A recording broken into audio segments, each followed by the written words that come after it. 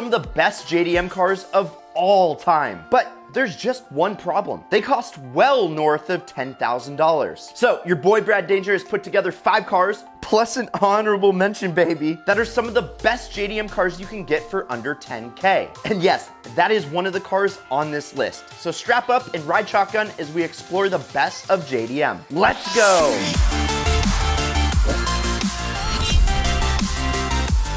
One of the best all-around sports cars ever made. It's Honda's 2-seat rear-wheel drive roadster that not only looks the part, but the spectacularly balanced chassis is just way too much fun to play with. And what's crazy is that Formula One engineers from Honda's racing department built the S2000, which makes sense because the high revving 237 horsepower 4-cylinder makes 124 horsepower per liter. And guess what? That's the highest of any mass-produced naturally aspirated car at its time. And what's awesome is this engine will scream to its 9,000K redline, which is kind of like an F1 car. But not only is the engine a work of art, because this direct linkage 6-speed manual transmission with uber short flows and confidence-inspiring gates is literally one of the best transmissions at any price range. And when you get on it from the get-go, 0 to 60 comes in under 5 seconds.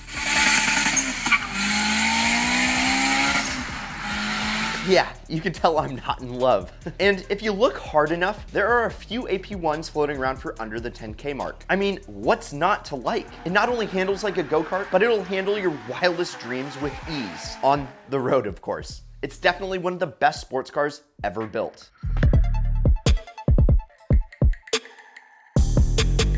From one of the best sports cars ever built to one of the best looking Subarus ever built. The facelift STI is the turbocharged rally winning machine we all lusted over for years. But the STI was never offered to the American market until 2004. And boy, oh boy, are we lucky that they finally did. There are very few cars on this planet that make more sense than a Subaru WRX STI. You get the turbocharged and intercooled 2.5 liter 4-cylinder boxer motor that puts out 300 horse and the same amount of torque. It has confidence inspiring all-wheel drive for any conditions. And not only that, but it's got a smooth 6-speed manual transmission to put all that power to the ground. Plus, one thing I almost forgot, it has 4 doors, so you'd think it's practical. And with that being said, it probably isn't very good looking, but you'd be wrong because this thing has a ton of curb appeal. And with a few minor modifications, you can make well over 400 horsepower. And you'll find that the blob eyes are hovering just above the $10,000 mark. But don't fret, because using the negotiation tactics outlined in the Ideal Car Strategies, you'll be able to get one for under 10K. So if you want to buy and drive your ideal car for free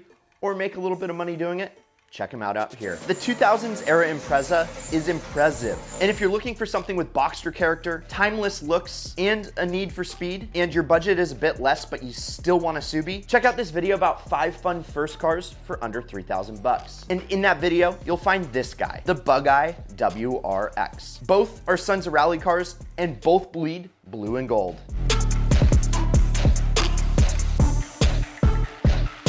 For not 1, but 2 years, Mazda produced an extremely special Miata. This little roadster, called the Mazdaspeed, has a little turbo hiding under the hood, and only 5,400 or so were ever built. So it makes this model pretty rare. And the Mazdaspeed Miata was thoroughly gone through by its engineers, with one of the highlights being the 1.8 liter engine that lost a little bit of compression, but gained a factory turbo. And the results were pretty stellar, 178 horsepower and 166 foot-pounds of torque, which is definitely a nice upgrade over the stock NA examples, and is the perfect complement to this balanced chassis. Just look at this thing go! And looking on the interwebs, you can get a sweet slice of turbo Miata pie for as little as $8,000. I mean, we already knew that Miata is always the answer, but you can put an exclamation point on the end of that statement when you throw a factory turbo on one.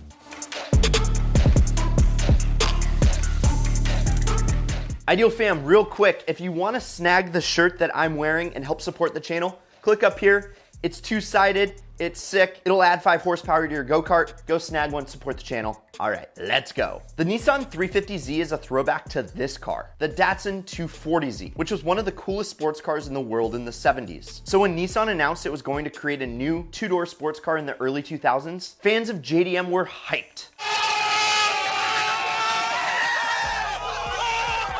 and the result was nothing short of spectacular, with a 3.5-liter 24-valve quad-cam unit pushing out 287 horsepower. As for the chassis, it's Nissan's FM platform that was shared with the Infiniti G35, and that's the secret as to why the 350Z is so good. See, FM stands for front mid-engine, meaning the engine sits fully behind the front wheels for optimal weight distribution. Although it's no slouch in a straight line, doing 0 to 60 in a respectable 5.4 seconds.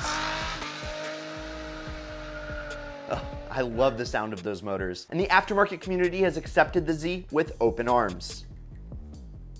Whether you're a hella flush kind of guy, or you like getting some slideways action in, or you just want to join the big Wang gang, modding the 350Z is way too easy. But since it's so widely popular, finding parts is not only easy, but they're usually pretty cheap. Plus, they are an ideal value these days. Just look at this 04 Touring for $5,900 bucks. In 1970, for the money, the 240Z was about as close to perfection for a fun little sports car. And today, the same thing rings true for the 240's 30-year younger brother.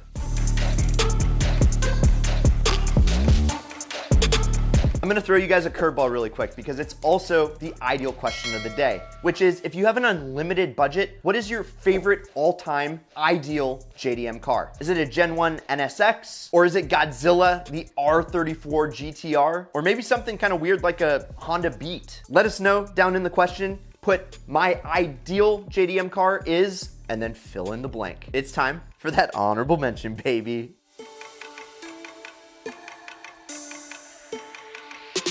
Okay, I got a dumb question for you. Do you love the R32 GTR? Yeah, this one, the third generation with a power-hungry RB26 DETT and all-wheel drive.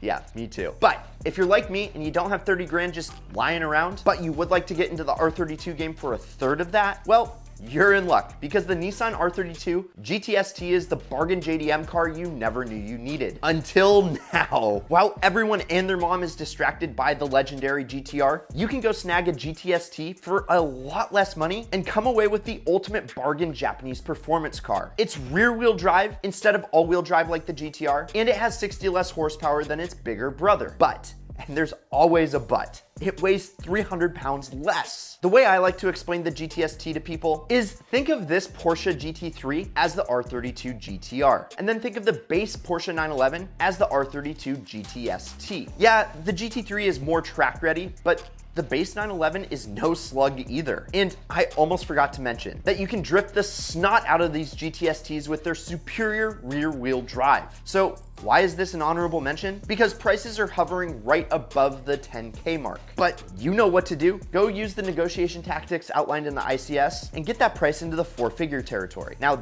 that's what I call an ideal car.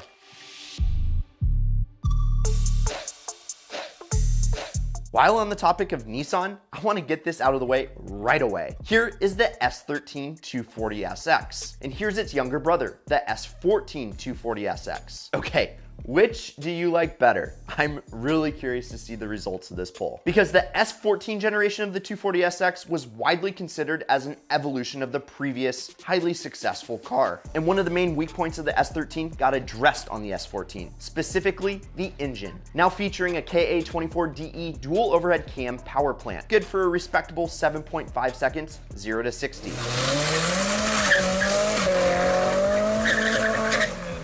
But the main reason that these cars are so popular these days is thanks to drift culture, the motorsport event where power oversteer meets synchronized swimming. And while you're drifting, why don't you slide into these 5 cheap cars that you'll never lose a dime on? Or check out what YouTube recommends you watch next. Oh, and if you haven't yet, please subscribe. But either way, you can't lose, and as always, keep living that ideal lifestyle.